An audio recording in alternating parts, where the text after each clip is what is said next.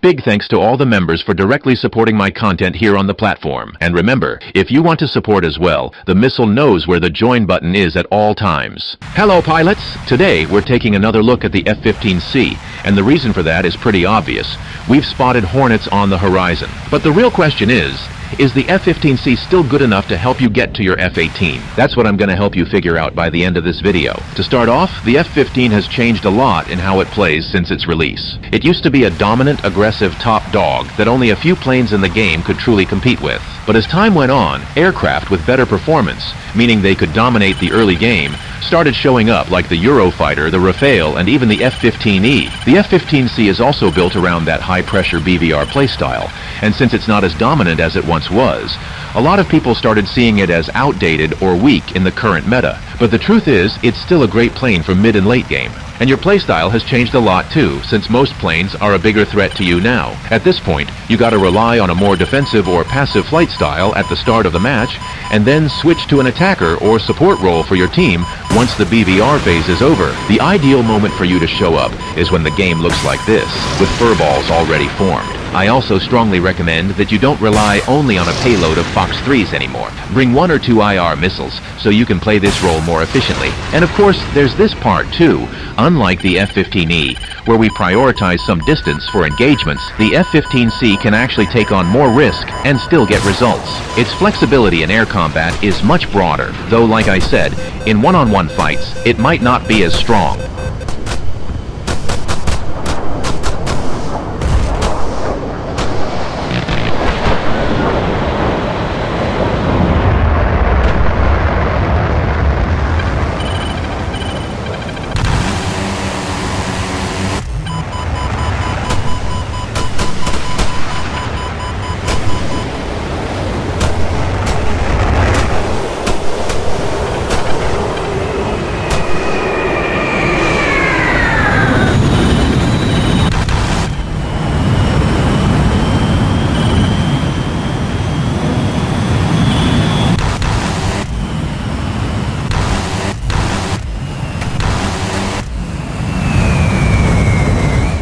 Now that you've seen a simple example of how the strategy with this plane should work, in a match where I didn't necessarily get crazy frags but still showcase the concept well, let's dive into some more detailed matches.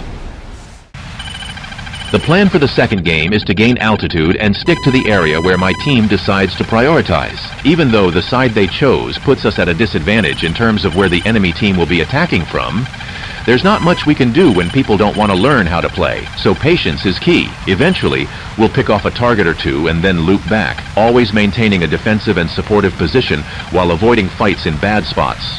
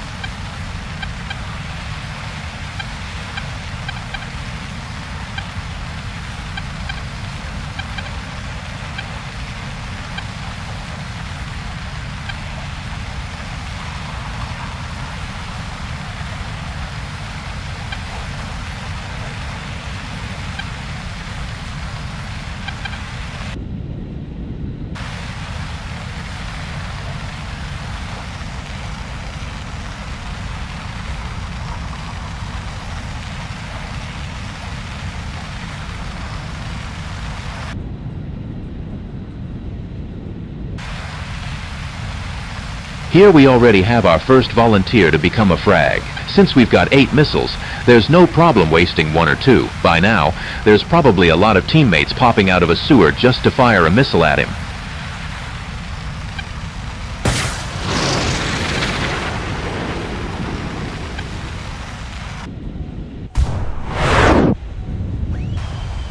Well, that didn't work out. I thought he would change his aspect a bit so our missile could hit. Now, let's hold our position. Advancing right now is like signing our own death sentence, so we just wait.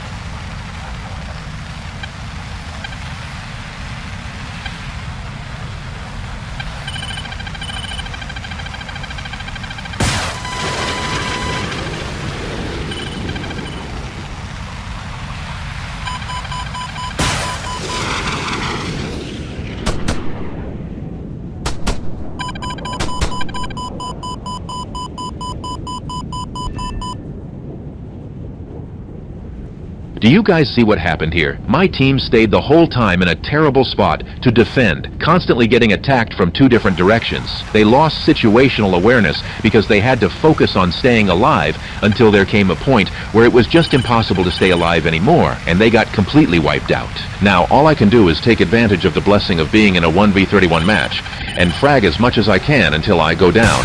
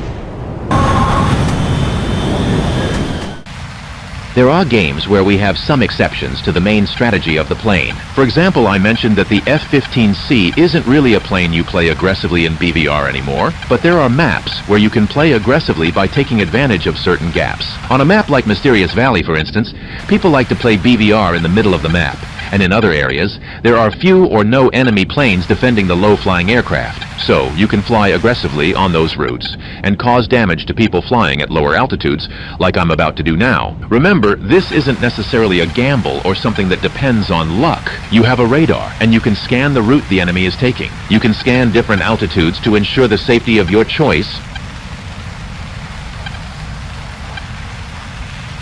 So guys, the reason I keep cycling so much is that sometimes this helps reduce the amount of artifacts produced by the radars. This can either help or not change anything at all. Sometimes it's just better to go straight for the HMD mode and handle the engagements in a more mechanical way.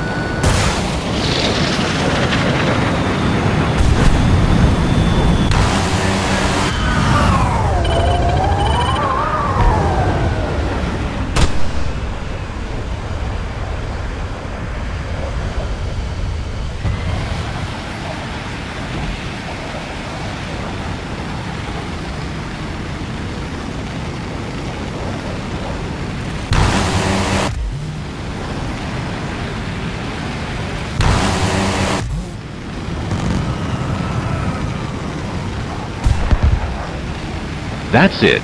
Even though your plane isn't as strong as before, the risk is still the same.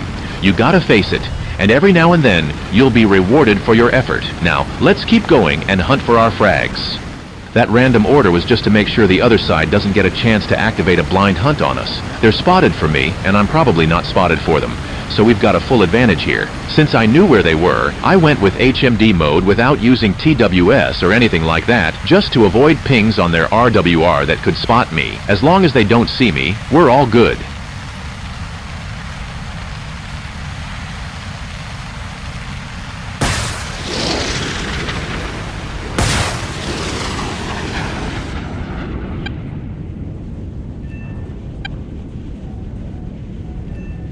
That's it. They probably saw it was a 3v1 after pressing tab and let their guard down. I was close enough to take advantage of the surprise factor, which led to 2 easy kills, and on top of that, we evened the game. Now, after rearming just before landing, I was already getting pinged by the last F-15E, so I need to find cover as fast as possible to gain some speed and altitude before he starts suppressing me. Once an F-15E starts firing at you from a distance with an altitude and speed advantage, your life becomes a nightmare, no matter what plane you're in.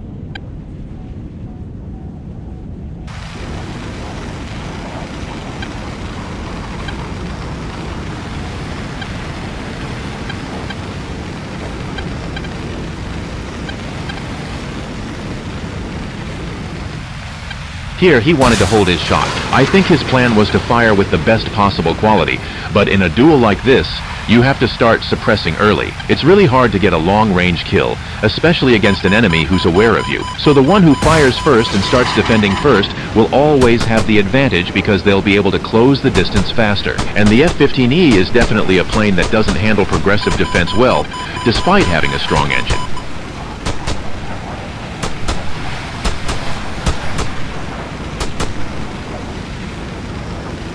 Unexpectedly, my first missile ended up hitting him. I think he tried to defend himself using the mountains while still pushing forward, but he messed up the timing in the whole maneuver.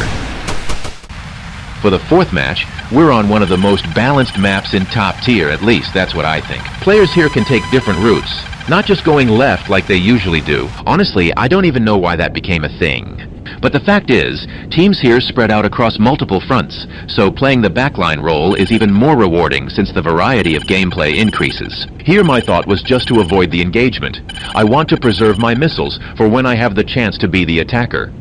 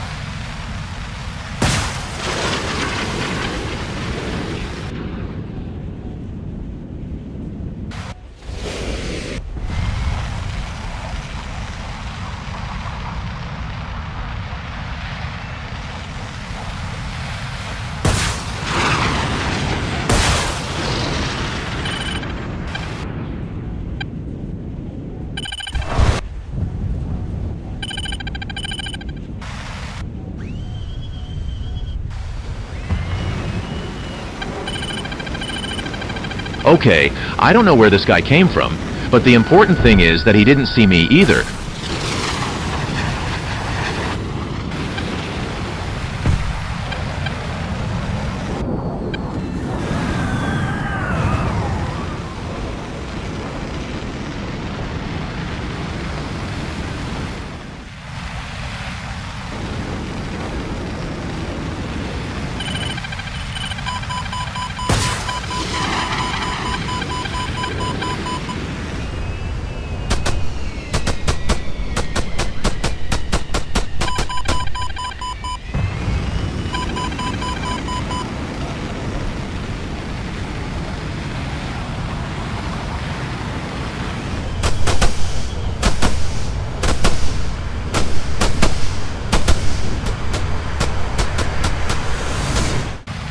This last match here won't need much explanation, but it was a great match.